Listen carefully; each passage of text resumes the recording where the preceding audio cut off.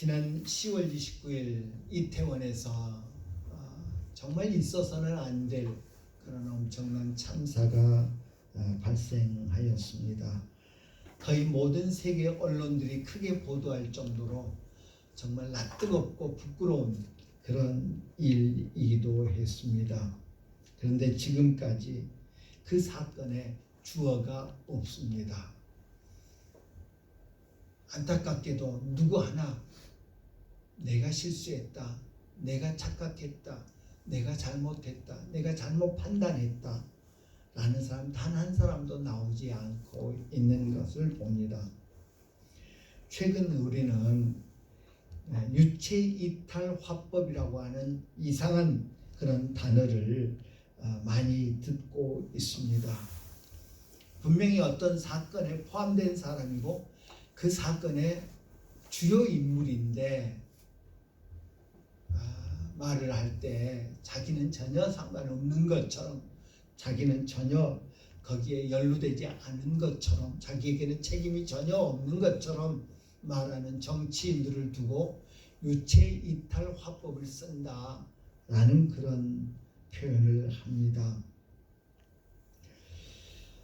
우리가 대화를 할 때도 그렇고요, 연설을 들을 때도 그렇고요, 글을 읽을 때도 그렇고요, 주어를 분명히 인식할 수 있을 때 그런 연설을 하는 사람의 연설을 듣기가 참 쉽고요, 그런 사람의 글을 읽을 때 그 글을 이해하기가 참 쉽습니다. 그런데 주어가 불분명하면 그 말이 뭘 뜻하는지, 그 글을 쓴 사람이 뭘 의도했는지 알아차리기가 결코 쉽지 않습니다.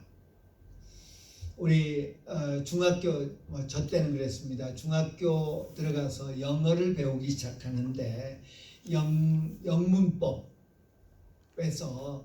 제일 먼저 배우는 것이 주어가 뭐냐, 그냐, 그녀냐, 그들이냐, 그것이냐, 주어가 뭐냐 라는 것을 파악하는 법을 배웠던 그런 기억이 있습니다. 어떤 사건을 보도하거나 어떤 사건을 알릴 때 가장 정확하게 알리는 방법 중에 하나로 육하 원칙을 이야기하는 것 우리가 많이 듣습니다.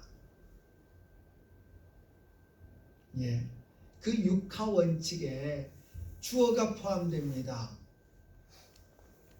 언제 어디서 누가 무엇을 어떻게 왜 누가가 분명히 있습니다.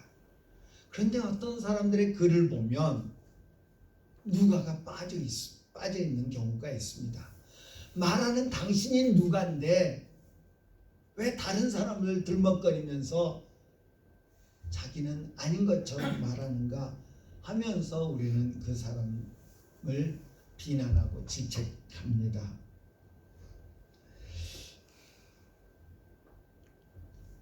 그런데 성경에 보면 하나님께서는 당신의 뜻을, 당신의 계획을, 당신을 계시해 주면서 이 주어를 분명하게 하고 있는 것을 봅니다. 그래서 우리가 성경을 읽을 때 이해하기가 쉽습니다. 보이지 않는 하나님, 거룩하신 하나님, 세상 일이 아닌 영적인 일, 세상 일이 아닌 하늘의 일을 우리에게 알려주시는데, 그렇다면 우리가 당연히 몰라야 하는데 하나님께서는 주어를 분명하게 합니다. 나는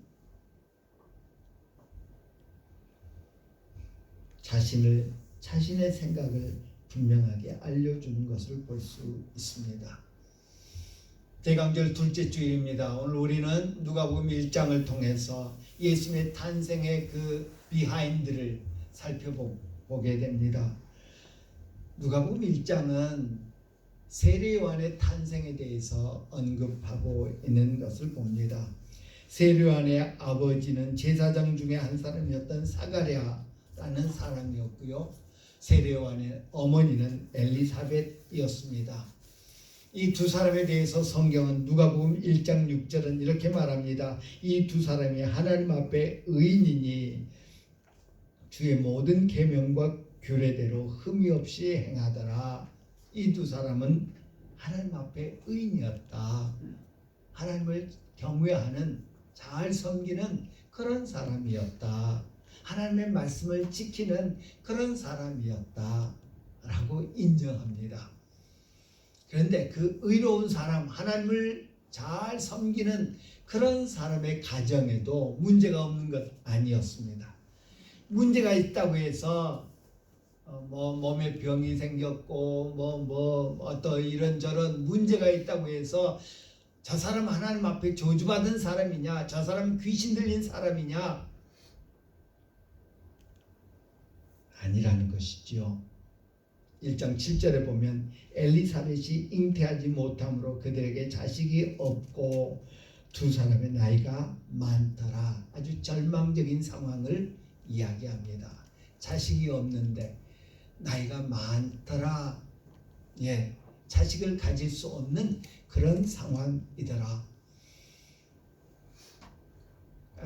유대인들은 하나님의 말씀을 곧이곧대로 문자적으로 받아들이려고 노력하는 그런 사람들이었습니다. 창세기에서 하나님께서 인간을 창조하시고 주신 복이 생육하고 번성하는 것이었습니다. 그래서 자식이 많은 것, 그거 복된 일로 여겼습니다. 지금도 예루살렘에 가면요, 유대인들 보는데 대책 없이 자식이 많은 사람들 참 많아요. 지금도 6명, 7명, 10명이 넘기도 하고요.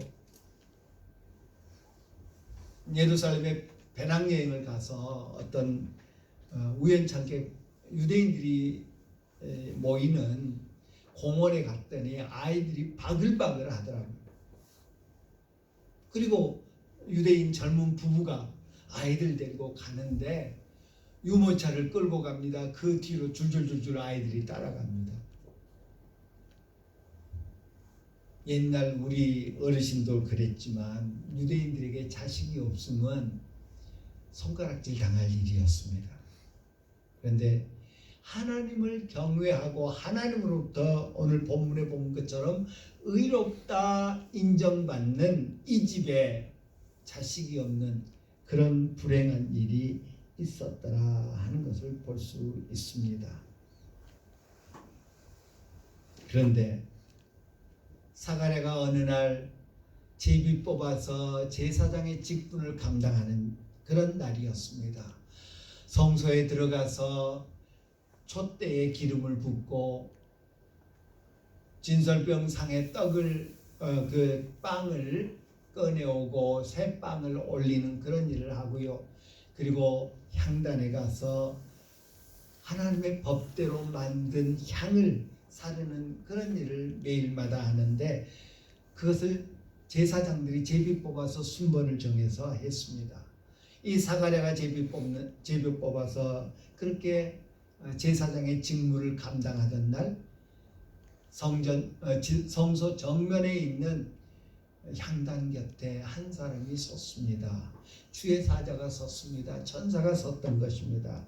그러면서 엘리사벳과 그 가정에 아이가 태어날 것을 말씀해 줍니다. 그러자 사가랴는 어떻게 라는 질문을 합니다. 천사는 이 일이 되는 날까지 내가 말 못하는 자가 되어 능히 말을 못하리니 이는 내가 내 말을 믿지 아니함이거니와 때가 되면 내 말이 이루어지리라 라고 하였습니다. 그리고 그 천사가 말한 대로 엘리사벳이 아이를 가졌고 사가랴는 벙어리 시세가 되는, 말 못하는 자가 되는 그런 일이 벌어집니다.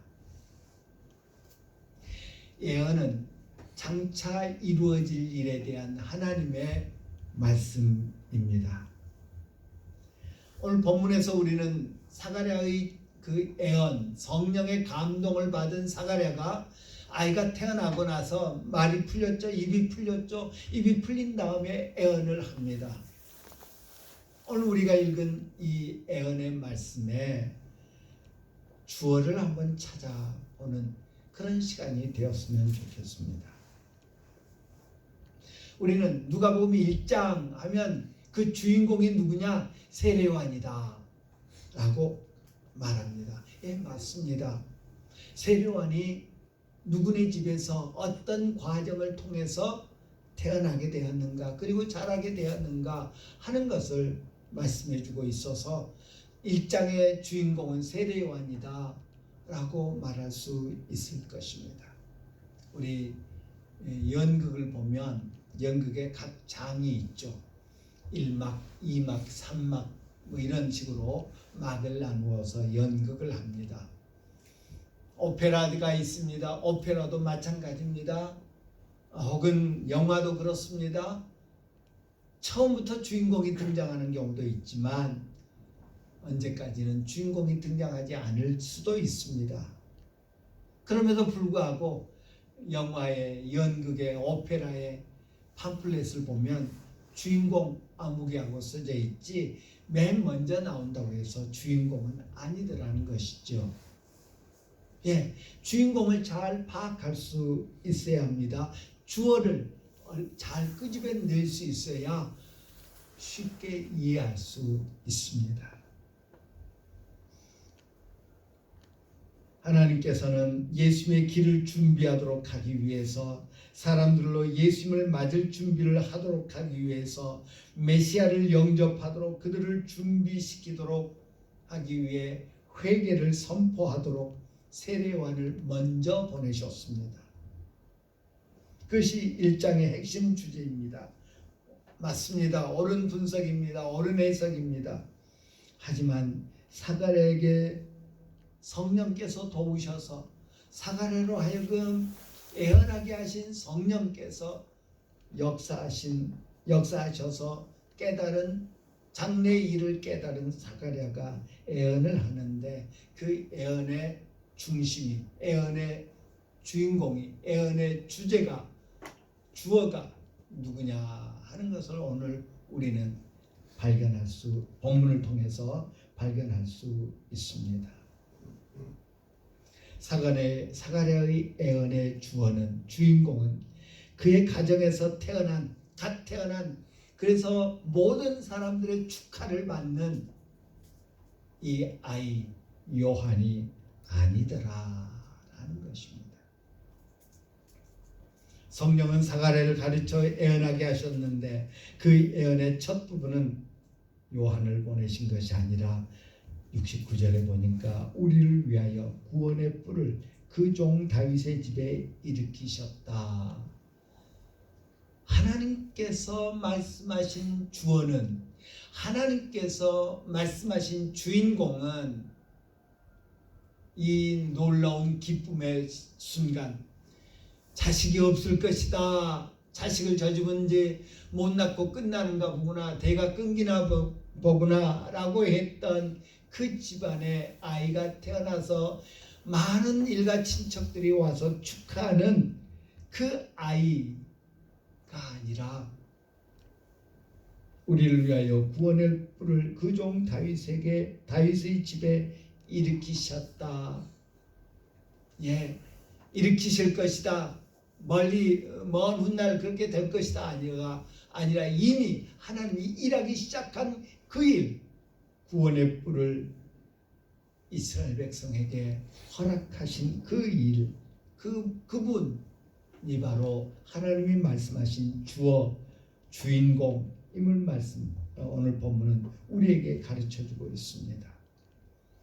아브라함과 맺은 언약이 기억되어지고 하나님의 약속이 지켜지며 이스라엘 백성들이 종말론적으로 기다리는 그 구원자 메시아, 이 소망이 성취된 사건을 이야기하고 있는 것입니다.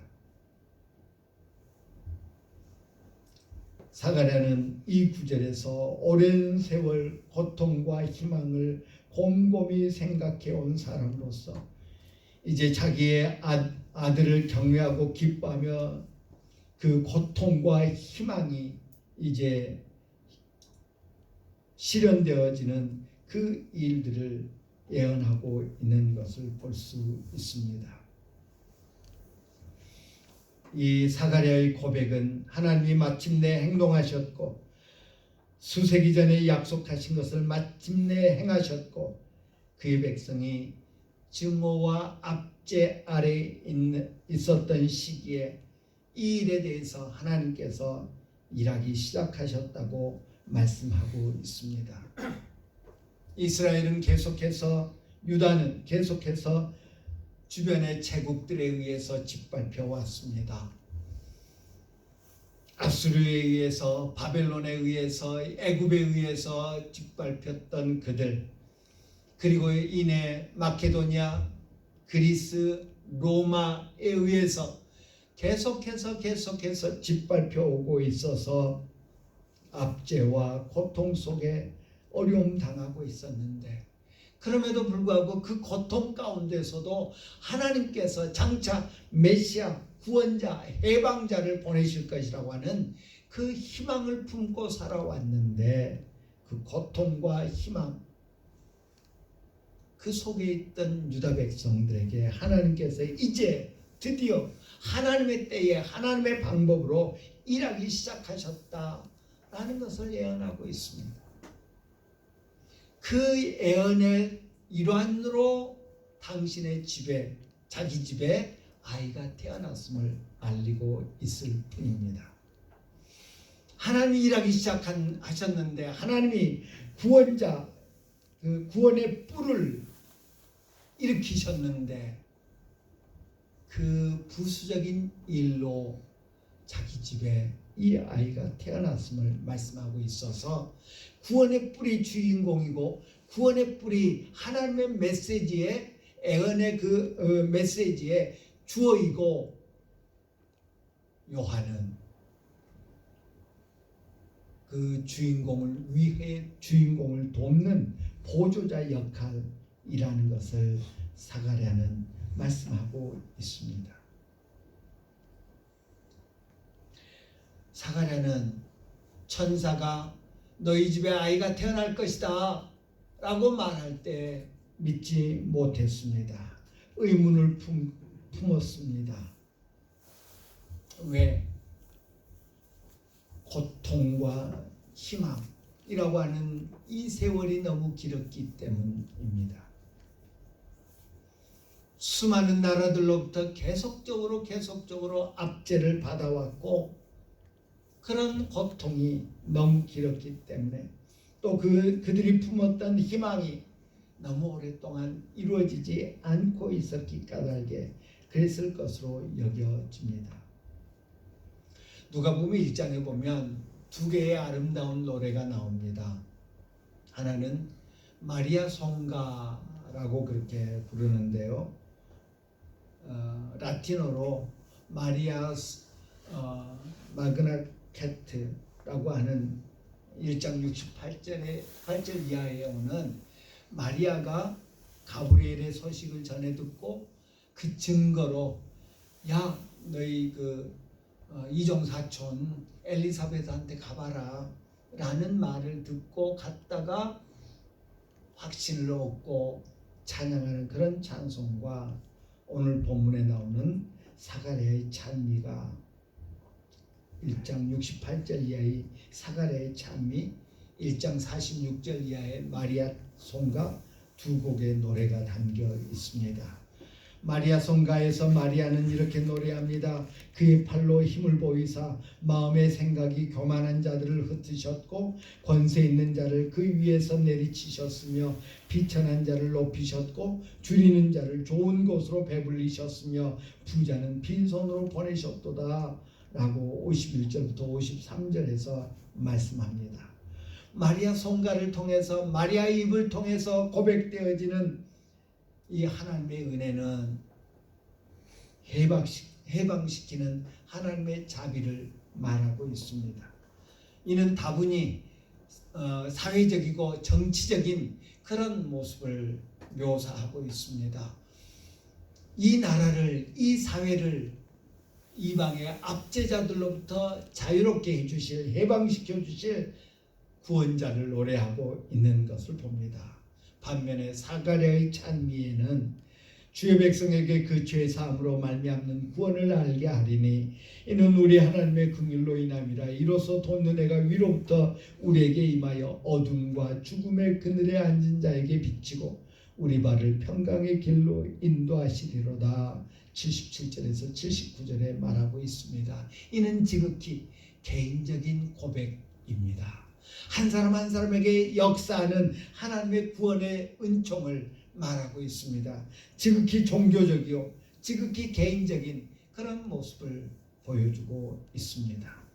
마리아 성가와 함께 사가랴의 찬미가는 하나님의 자비로운 구원에 초점을 맞추고 있습니다. 마리아는 개인적인 경험에서 벗어나 사회적 정치적인 영역에서 하나님이 역사하실 것이다 라는 것을 노래하고 있고요. 사가랴는 다윗의 집에 행하신 하나님의 구속 사업을 이야기하는 것으로 시작하여서 이 구원 드라마에서 세례요한 그리고 장차 오실 메시아의 역할이 무엇인가 하는 것을 드러내고 있습니다. 하나님의 긍휼은, 하나님의 자비는 지극히 개인적이면서 또한 사회적이고 정치적이다, 종교적이다 라는 것을 발견하게 됩니다. 사가랴는 하나님을 신뢰하는 것에 대해서 더 배울 필요가 있었습니다. 하나님이 하신다. 어떻게 해요? 마치 아브라함에게 하나님께서 아들을 약속하셨을 때 사라가 문 뒤에서 듣고 웃었던 것과 같은 모습이라고 할 것입니다. 그런 그에게 천사는 네 아이가 태어날 때까지, 이 일이 이루어질 때까지, 내가 약속한 것이 이루어질 때까지 너는 말을 못하게 될 것이다 라고 말씀하셨습니다. 10개월 동안 사가랴는 침묵의 시간을 가져야 했습니다. 사가랴는 침묵의 시간을 가져야 했습니다. 그에게 말할 시간이 지났음을 계시해 주셨습니다. 사가랴에게 침묵은, 말 못하는 시간은 하나님께서 그에게 허락하신 하나님과 나만의 시간, 하나님의 뜻을, 하나님의 말씀을 깊이 묵상하는 시간, 사람들의 생각, 사람들의 판단, 사람들의 경험, 이것들을 뒤로 하고 하나님의 말씀에 집중하는, 그래서 하나님의 말씀에 순종하는 법을 배워가는 그런 시간이 아니었겠는가 싶습니다. 엘리사벳이 임신한 그 기간 동안, 하나님의 약속이 서서히 실현되어가는 그 기간 동안 하나님의 약속이 엘리사벳의 몸에서 이루어져 가고 있는 것을 확인하면서 매 순간 하나님의 능력, 하나님의 계획, 그리고 우리 가정에 주신 이 아이를 통해서 이루어져 갈 하나님의 약속, 이 모든 것들을 생각하는 내 경험과 내 생각과 내 판단, 지난 날들 동안 하나님의 백성들을 왜 이렇게 방치하십니까? 하나님의 백성인 우리가 왜 이렇게 이방 민족들에게 압제를 당해야 됩니까? 하나님께서 우리에게 약속하셨는데 그게 언제 이루어집니까? 하나님의 방법, 하나님의 시간, 이것에 대해서 원망하며 불평했던 엘리사벳이라면, 믿지 못했던 사가랴라면, 이제 엘리사벳의 몸에서 하나님의 말씀이, 하나님의 약속이 실현되어가는 과정들을 보면서 하나님의 놀라운 방법에 복종하게 되고 하나님의 놀라운 그 시간에 복종하는 법을 배우게 되는 그런 모습입니다. 우리 집안에는 요한이라고 하는 이름이 있어 본 적이 없어. 뭘 잘못한 거 아니냐? 뭘 잘못 생각한 거 아니냐? 라는 친척들의 핀잔에 엘리사벳의 입이 열리면서 이거는 하나님의 지시요, 이거는 하나님의 방법이요, 이거는 하나님의 계획입니다 라고 담대하게 말할 수 있었던 것은 그 침묵의 시간이 엘리사벳으로 하여금 하나님의 방법을, 하나님의 때를 알게 했기 때문이리라 여겨집니다. 성령의 감동을 받은 사가랴의 예언의 핵심은 장차 자기 아들이 이런 일을 할 것이라는 자랑이 아니었습니다. 강림절의 핵심은, 성탄절의 주인공은 마리아도 요셉도 양을 치던 목자도 동방에서 온 박사들도 가브리엘 천사도 아닙니다. 크리스마스 트리도 아닙니다. 크리스마스 캐롤도 아닙니다. 성탄절의 핵심은, 강림절의 핵심은, 성탄 찬송의 핵심은 하나님이 아브라함에게, 하나님이 다윗에게, 하나님이 유다 백성에게, 하나님이 그리고 온 인류 우리에게 주신 그 약속의 성취임을 우리는 결코 잊지 않아야 될 것입니다. 그 약속의 핵심은, 하나님이 이루신 그 약속의 핵심은 죄인인 우리를 어둠과 죽음의 그늘에 앉은 우리를 구원하시기 위해서 당신의 아들을 보내셨다는 그 사실 하나입니다. 그 사실 하나로 강림절은 충분하고요. 그 사실 하나로 성탄절은 충분합니다. 혹 크리스마스 트리가 없어도, 혹 성탄 캐롤이 울려 퍼지지 않아도 하나님은 어둠과 죽음의 그늘에 앉은 자, 바로 나를 위해서, 허물과 죄로 죽은 나를 위해서 당신의 아들을 선물로 주셨다는 그 사실 하나만으로 성탄절은 충분하다 라는 사실을 우리는 깨닫고 인정하여야 할 것입니다. 어떻게 그런 일이 라는 마음이 우리에게 있습니까? 그렇다면 우리도 사가랴처럼 우리 입을 닫고 하나님께만 집중하는 그 시간이 필요할지도 모르겠습니다. 사가랴처럼 깨닫게 하시는, 알게 하시는 성령님의 도움이 필요한 것인지도 모르겠습니다. 기도합시다. 아침에 이참에 뭡니까? 전혀 불가능했던 자기 집에 아들이 태어난 기쁨, 뭐라고 비교할 수 있겠습니까?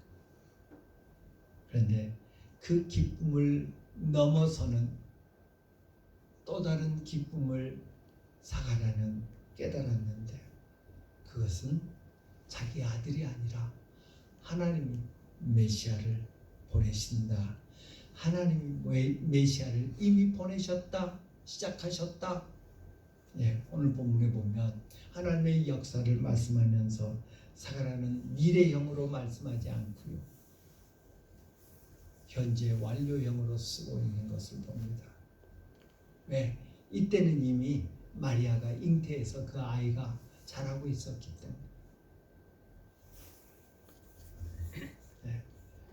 오늘 우리도 주님께 우리의 시선을 고정합시다. 그래서 성탄절의 참 의미, 강림절의 참 의미를 생각해 봅시다. 세례요한이 주인공이 아니라, 크리스마스 트리가 주인공이 아니라, 혹은 마리아가, 혹은 온갖 장식으로 동방박사를 그려놓고 그게 주인공이 아니라, 장식이 필요 없다는 거 아닙니다.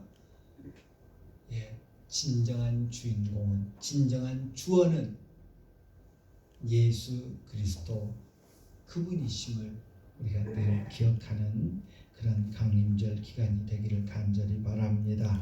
기도합니다. 참 좋으신 하나님,